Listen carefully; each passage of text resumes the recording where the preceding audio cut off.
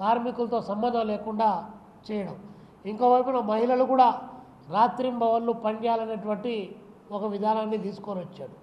పని గంటలు కూడా 8 గంటల పని విధానం కోసం ప్రపంచవ్యాప్తంగా రక్తం చిందించారు. 18 గంటలు, 16 గంటలు, 12 గంటల పని విధానం రద్దు చేసుకొని 8 గంటల పని విధానం కోసం కార్మిక వర్గం ప్రపంచవ్యాప్తంగా పోరాటం చేసింది. భారతదేశంలో కూడా అలాంటి పోరాటాన్ని కొనసాగించింది. ఆ నేపథ్యంలో 8 గంటల పని విధానం వస్తే ఈరోజు 8 గంటల పని కాదు, 13 గంటలు 14 గంటలు పని చేయాలని చెప్పేసి నిర్దేశించడం. ఈ అంశాన్ని కార్మికుల యొక్క చట్టాలను రద్దు చేసి 4 లేబర్ కోడ్లుగా తీసుకొని వచ్చిన వెంటనే మన రాష్ట్ర ముఖ్యమంత్రి చంద్రబాబు నాయుడు గారు ఇమ్మీడియట్గా చాలా మంచి పని చేసింది నరేంద్ర మోడీ గారితో ట్వీట్ చేశాడు. అంటే నరేంద్ర మోడీ గారు ఏ కార్మిక వ్యతిరేక విధానాలు తీసుకొని వచ్చి కార్మికుల హక్కులు కాలరాజు వేస్తున్నాడో దాన్ని మీరు ట్వీట్ చేయడం అంటే మీరు కూడా దానికి మద్దతు ఇవ్వడం అంటే మీరు కూడా కార్మిక హక్కులు కాలరాస్తామని చెప్పడమే తప్ప మరొకటి కాదు. అదేవిధంగా చంద్రబాబు నాయుడు గారు చాలా గట్టిగా మాట్లాడారు. మొన్ననే విశాఖపట్నంలో సిఐఏ సదస్సు జరిగింది, పారిశ్రామికవేత్తల సదస్సు జరిగింది.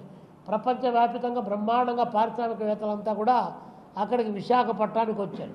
విశాఖపట్నం వచ్చే సందర్భంలో మొత్తం అన్ని పరిశ్రమలు వస్తూ ఉన్నాయని చెప్పి ప్రకటించారు. అందులో 27 లక్షల కోట్ల రూపాయలు పరిశ్రమలు వస్తున్నాయని చెప్పారు.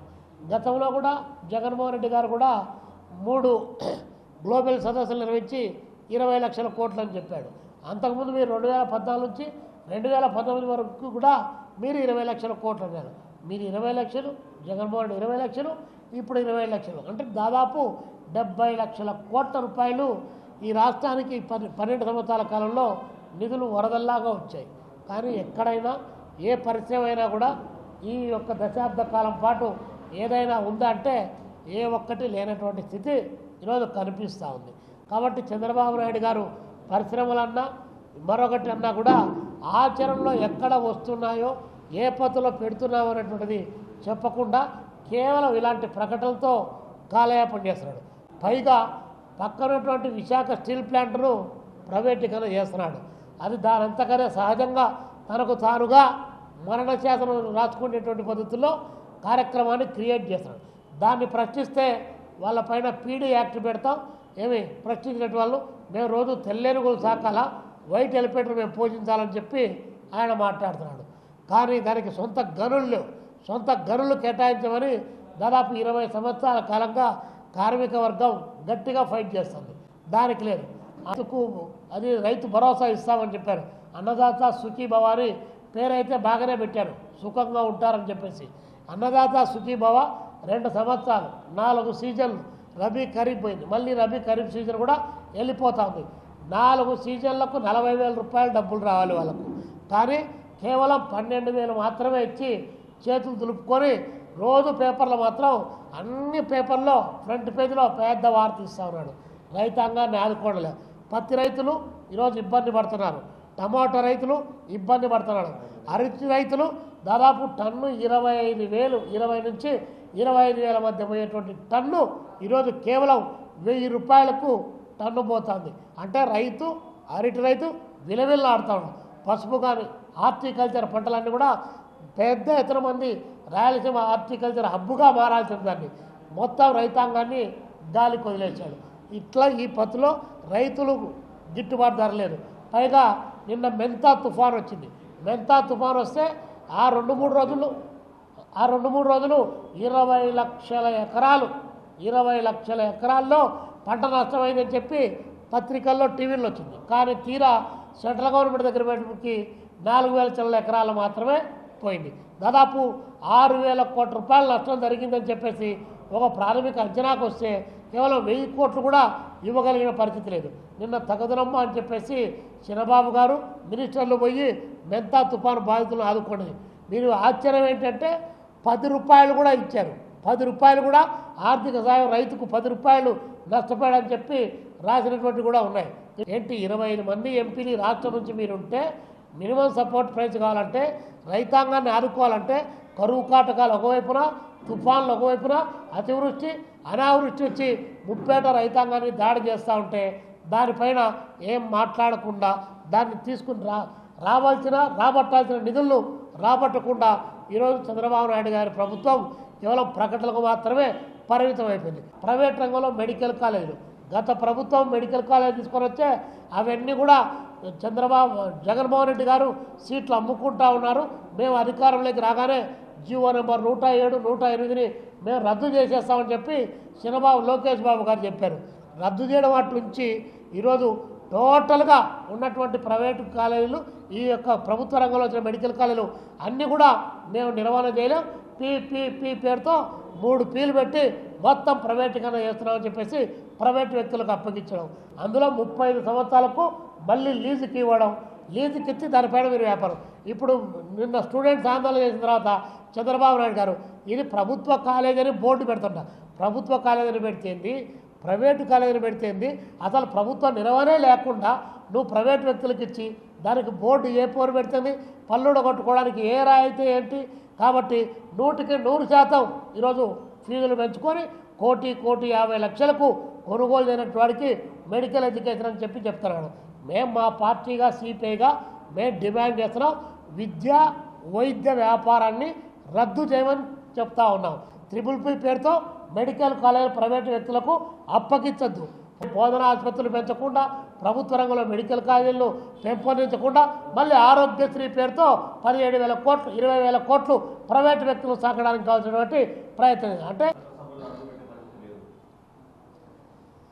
రానున్నటువంటి లోకల్ బాడీ ఎన్నికల్లో మేము ఇప్పటికే డిమాండ్ చేశాం.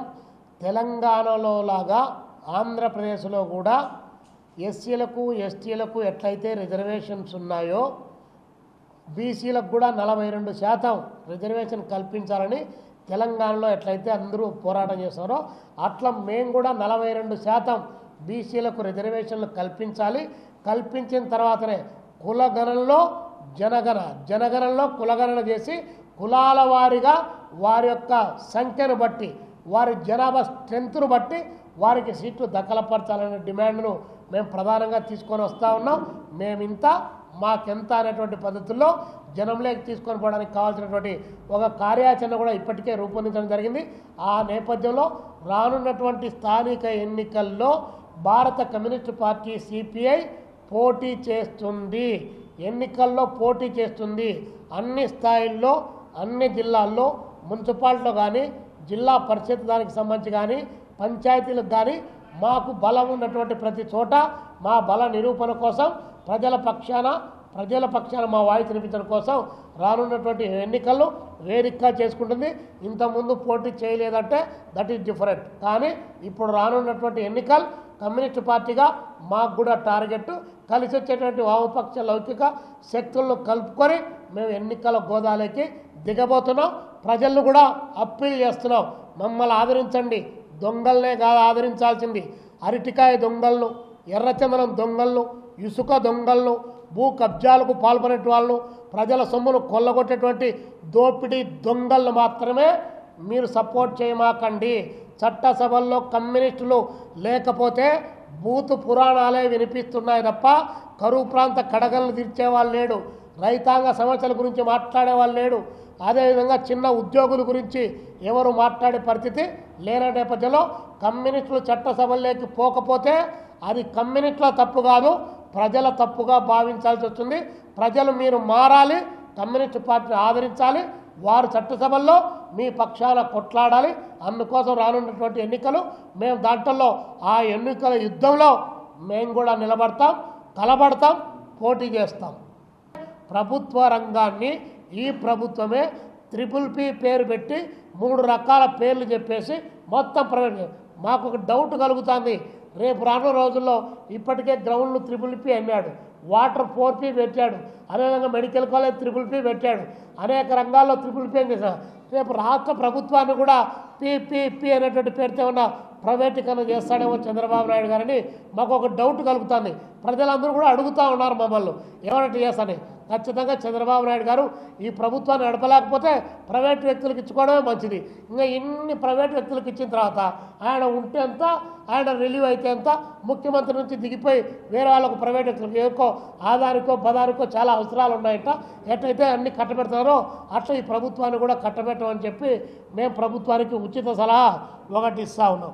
ఇది కాబట్టి ఈ సందర్భంగా 18వ తారీఖు డిసెంబర్ 18వ తారీఖు మెడికల్ కాలేజీలు వైద్య విద్యను ప్రైవేటీకరణ నుంచి రద్దు చేయాలని డిమాండ్ చేస్తూ 18వ తారీఖు మొత్తం రాష్ట్రంలో ఉన్నటువంటి మెడికల్ కాలేజీలను సందర్శించడం, కలిసి వచ్చేటువంటి రాజకీయ పార్టీలు ప్రజా సంఘాలను కలుపుకోవడం, 18వ తారీఖు 26 జిల్లాల్లో కూడా ఆందోళన చేయమని చెప్పేసి మా శ్రేణులందరికీ కూడా పిలుపునిస్తా ఉన్నాం. అందుకనే సిపిఐగా మేము రైతాంగ సమస్యలు పరిష్కారం కాలేదు, నిరుద్యోగ సమస్య పరిష్కారం కాలేదు, నూతన పరిశ్రమల ఆవిష్కరణ జరగలేదు, అభివృద్ధి అనేటువంటిది పేపర్లలో మాత్రమే కనిపిస్తూ ఉంది తప్ప ఇంకొకటి ఎక్కడ కూడా కనిపించలేదు.